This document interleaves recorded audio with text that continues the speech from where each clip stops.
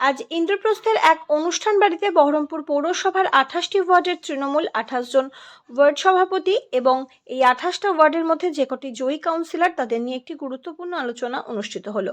সেই আলোচনার মূল বিষয়বস্তু হলো আগামীকাল থেকেই কম করে 50টা বাড়ি ভিজিট করবে এবং এই ফোন নাম্বার 9738097380 দেওয়া হলো।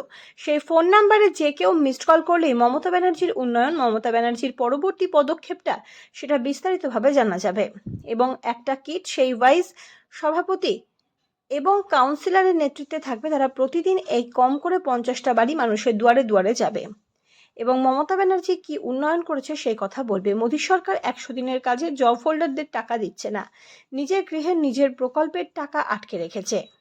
মিউনিসিপ্যালিটি উন্নয়নের খাতে যে বিপুল পরিমাণ টাকা সেই টাকাও দিচ্ছে না। এই সমস্ত কথা মানুষকে বলতে হবে এবং এও বলতে হবে যদি তৃতীয়বারের জন্য প্রধানমন্ত্রী নরেন্দ্র মোদী হয় তাহলে ভারতের অবস্থা আরও খারাপ হবে। এই কথাটা মানুষের কাছে বোঝাতে হবে।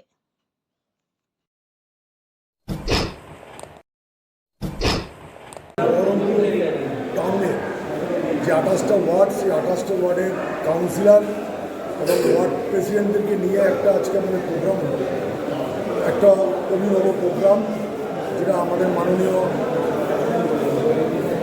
আমাদের নেতা অভিষেক বন্দ্যোপাধ্যায় ক্রিয়েটিভ, এটা যে আমরা প্রত্যেকটা ওয়ার্ডে প্রত্যেকটা বাড়িতে একটা নতুন কনসেপ্ট যাতে পৌঁছে দিতে পারি।